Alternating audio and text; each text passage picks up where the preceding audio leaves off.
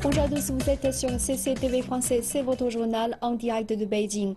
À la une de l'actualité de ce mercredi 23 décembre, la Chine et l'Irak ont convenu de mettre en place un partenariat stratégique à l'occasion de la visite du Premier ministre irakien Haider al-Abadi en Chine. Le président chinois Xi Jinping a rencontré Haider al-Abadi à Beijing ce mardi.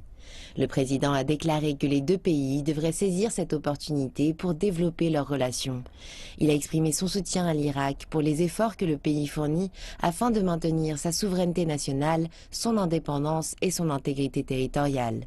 Il a ajouté que la Chine est en faveur des mesures irakiennes visant à préserver la sécurité et la stabilité nationale et que le pays était prêt à coopérer dans ce domaine. L'initiative Une ceinture, une route sera également l'occasion de renforcer la coordination stratégique de la Chine avec l'Irak. Le président Xi a souligné qu'elle serait susceptible d'aider l'Irak à se reconstruire dans des domaines clés tels que l'énergie, les télécommunications et les infrastructures. Les entreprises chinoises seront d'ailleurs encouragées à se joindre à l'initiative et à investir dans de grands projets en Irak. La Chine tient à collaborer pleinement afin de restaurer la paix et la stabilité régionale. Al-Abadi a accueilli les engagements de Xi Jinping avec beaucoup d'enthousiasme et a déclaré que sa visite avait justement pour but de développer les liens et échanges entre les deux peuples. L'Irak accueillera à bras ouverts les entreprises et les investissements chinois. Il a précisé que le pays leur apporterait toute la protection nécessaire. Nous passons maintenant aux suites du glissement de terrain survenu dimanche dernier à Shenzhen dans le sud de la Chine. 76 personnes sont toujours reportées disparues, dont 51 hommes et 25 femmes. Les autorités ont organisé une conférence de presse pour faire le point sur les opérations de secours.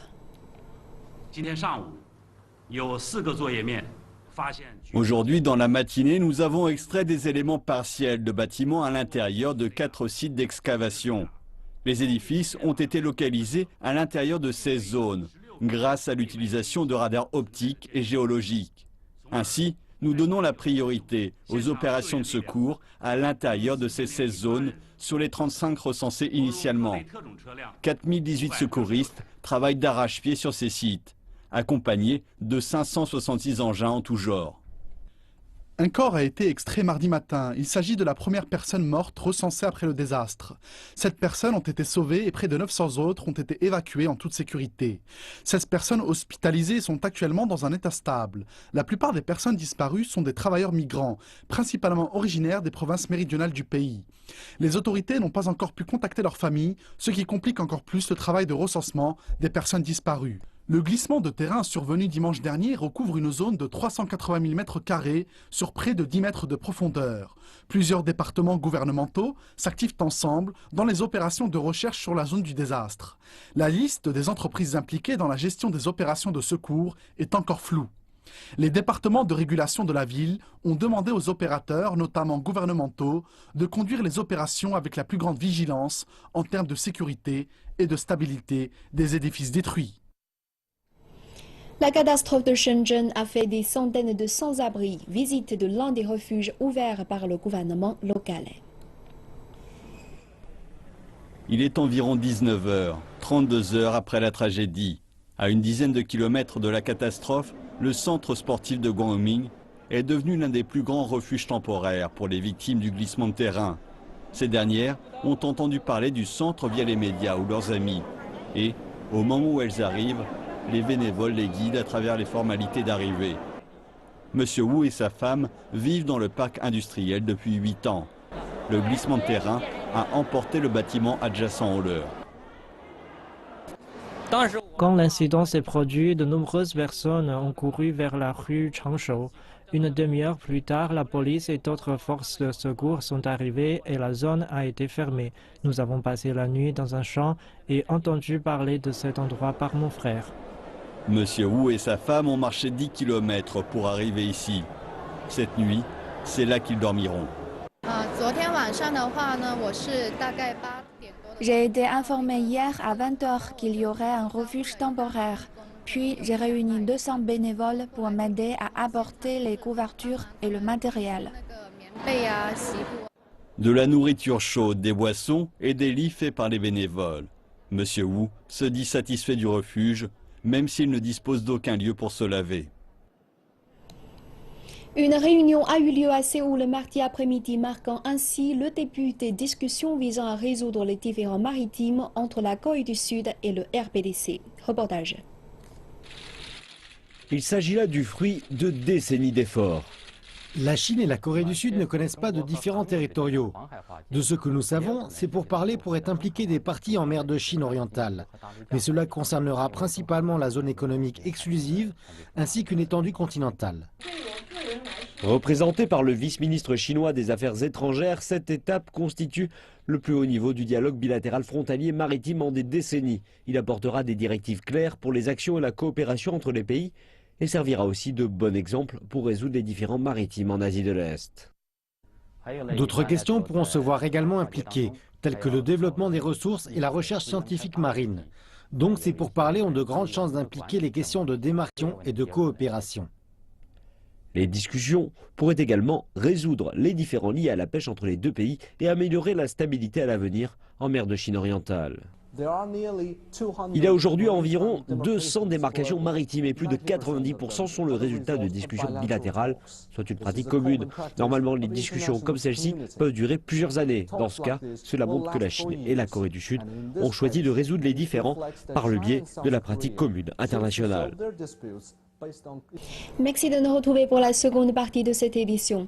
La Chine va améliorer la gestion et l'environnement urbain afin de rendre ses villes plus vivables. Ceci selon un communiqué publié mardi à l'issue de la conférence centrale de travail urbaine.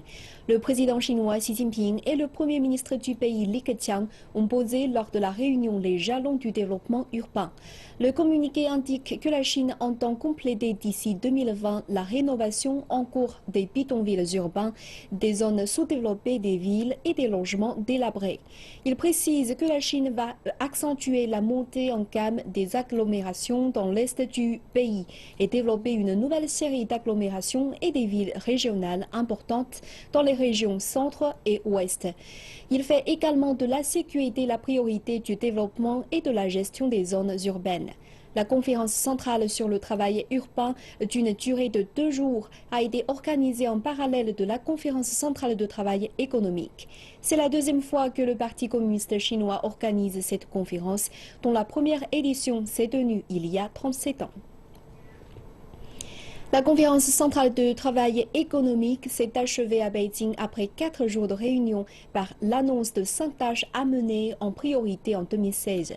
En images, voici quelques précisions sur ces conclusions.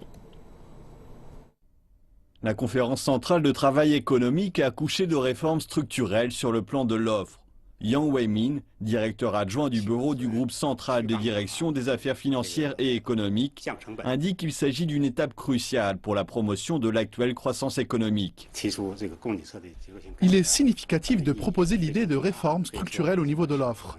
Il s'agit d'une nouvelle avancée théorique qui fait suite à la 5e session plénière du 18e comité central du PCC. C'est un élément nécessaire qui va nous permettre de nous adapter et de conduire le développement de la nouvelle normalité économique. Et d'ajouter que la Chine subit des pressions baissières, voit les bénéfices de ses entreprises diminuer et ses prix à la production décroître. Il attribue cela aux contradictions structurelles et institutionnelles de l'offre. C'est le facteur clé. C'est seulement après l'avoir identifié que nous pouvons travailler à rechercher la meilleure solution. Nous devons sécuriser une nouvelle solution afin de résoudre tous les problèmes préexistants. Je pense que c'est le jugement correct à ce niveau. Yang Weimin précise que le soutien politique est nécessaire pour mener à bien les réformes structurelles. Ceci inclut des mesures pour garantir une politique macroéconomique stable et une politique microéconomique flexible, ainsi qu'une politique industrielle précise. La Chine a donné des détails sur les réformes concernant les approvisionnements. Une partie importante de celles-ci consiste à se débarrasser des capacités caduques de production. Certaines des méthodes que le gouvernement a soulevées pour accélérer ce processus passent par l'imposition de taxes et par le durcissement des règles environnementales et de consommation d'énergie. D'un autre côté, il y a des propositions pour réduire le coût de l'électricité et des frais de logistique afin de baisser les coûts des opérations des compagnies. La Chine promouvra aussi le marché de la location de logements. Il y a toujours un grand retard en matière de logement dans les villes de 3e et de 4e niveau. Les branches locales de la Commission pour le développement et la réforme devraient envisager un déstockage prochainement. Nous devrions aussi développer le marché de la location afin de soulager la pression sur la demande de logement. Et nous devrions désendetter afin de prévenir des risques financiers. L'économie chinoise a été confrontée cette année à une pression sans précédent. Avec la reprise économique mondiale qui tourne au ralenti et la surcapacité de certaines industries en Chine, l'économie nationale se retrouve au milieu d'une nouvelle normalité. La restructuration économique a été une phrase clé cette année. Il y a quelques jours, un nouveau groupe industriel a été lancé dans la zone du parc des sciences de Zhongguancun à Beijing. Il s'agit du couloir de mégadonnées Beijing, Tianjin, Hebei. Beijing se concentrera sur la recherche et le développement. Tianjin prévoit de construire des centres de fabrication d'équipements et Chengde et Zhangjiakou, dans la province du Hebei, aideront à conserver les données. L'industrie des mégadonnées devrait permettre la création de plus de 500 entreprises de gestion de ce secteur et devrait gérer un revenu de près de 500 milliards de dollars, ainsi qu'un ensemble industriel disposant d'une chaîne industrielle complète. Utiliser la haute technologie pour créer une nouvelle ceinture industrielle est l'une des réformes envisagées pour cette région Beijing-Tianjin-Hebei. Les réformes sont conduites sous une pression sans précédent de l'économie. Les problèmes de structure économique sont croissants et les ressources, tout comme l'environnement, sont surchargés et les piliers traditionnels de l'industrie observent des excès de la capacité de production.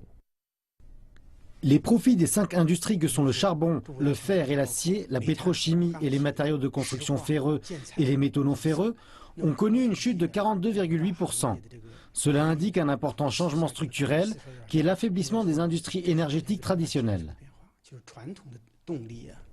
Lors d'une réunion clé du Parti communiste en octobre dernier, le président Xi Jinping a introduit le concept de développement passant par l'innovation, la coordination, le développement vert, l'ouverture et le partage. Le nouveau concept de développement a fourni une direction importante à la restructuration économique et à l'amélioration industrielle. 3 stratégies, une ceinture et une route, le développement collaboratif de la région Beijing-Tianjin-Hebei et la ceinture économique du fleuve Yangtze ont été discutés lors de la conférence centrale économique de travail de l'année passée. Et les plans détaillés y ont été présentés cette année. Les stratégies de la ceinture économique du fleuve Yangtze et du développement collaboratif de la région Beijing-Tianjin-Hebei ont permis la promotion d'une future évolution industrielle des régions centrales et de l'ouest de la Chine. Il s'agit là d'une optimisation de l'agencement industriel. Également cette année, le Conseil des affaires d'État a dévoilé un plan national sur 10 ans appelé « Fabriquer en Chine 2025 ». L'objectif est de transformer la Chine d'un géant manufacturier vers une puissance manufacturière mondiale. Les statistiques montrent qu'au cours des 3 premiers trimestres de l'année, les industries de haute technologie ont enregistré une croissance de 10,4%, soit 4,2% plus rapide que la croissance industrielle générale. Les chiffres de novembre montrent que le taux de croissance industrielle était de 6,2%, soit le niveau le plus élevé en 5 mois. Et l'industrie des équipements de haute technologie a émergé en tant qu'importante force motrice du développement. Cette année, la Chine a signé des accords sur le nucléaire d'une valeur dépassant les 10 milliards de dollars avec plusieurs pays, dont le Royaume-Uni, l'Argentine et le Kenya. Le comité permanent de l'Assemblée populaire nationale a entamé lundi sa nouvelle session législative. Les députés doivent discuter des propositions du Conseil des affaires d'État sur la réforme boursière. La proposition, une fois approuvée, permettra au Conseil des affaires d'État de modifier le système de cotation des bourses de Shanghai et de Shenzhen. L'objectif est de passer d'ici 2 ans d'un système basé sur les autorisations à un système d'enregistrement. La proposition détaille également les responsabilités du Conseil des affaires d'État et de la Commission de supervision des marchés financiers. Le président de la Commission, Xiao Gang, a précisé que la réforme permettra de développer un marché des capitaux sain. Nous devons promouvoir de manière stable la réforme de la cotation sur la base de l'enregistrement et développer un marché des capitaux sain et stable sur le long terme et canaliser plus de fonds vers l'économie réelle. Le nouveau système signifie également que les bourses prendront en charge le processus d'introduction en bourse et la longue liste d'attente de sociétés candidates. Actuellement, les introductions sont sujettes à l'autorisation de la Commission, qui décide à la fois des dates et du cours. Le nouveau système met l'accent sur la transparence des informations, tandis que le marché jouera un plus grand rôle dans la détermination des prix, des dates et de l'échelle.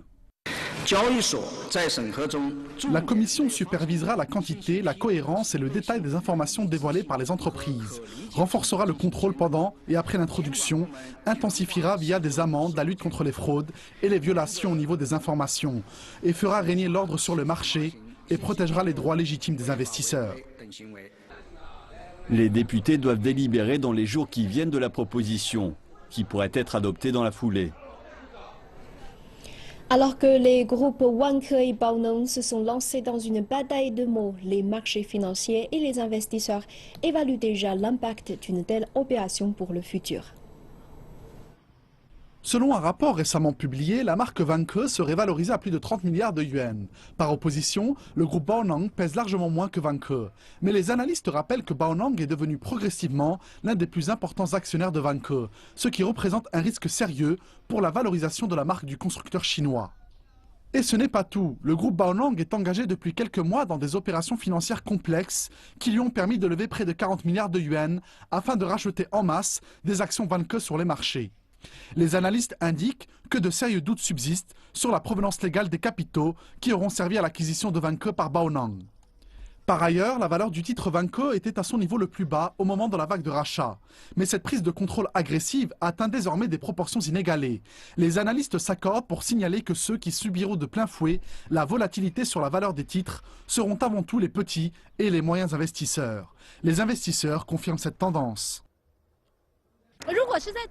Si la bataille sur le contrôle se poursuit entre les deux entreprises, cela devrait faire augmenter les prix des actions pendant la période concernée. Mais sur le long terme, la valeur des titres devrait décroître. Wang She ne représente finalement que ses propres intérêts. Qu'est-ce qui le pousserait à représenter les intérêts des petits et moyens investisseurs? Eh bien, je pense qu'il ne s'en soucie même pas. Si j'étais à sa place, je ferais les mêmes déclarations. Et voilà, c'est la fin de cette édition. Merci de votre fidélité. À très bientôt sur CCTV Français.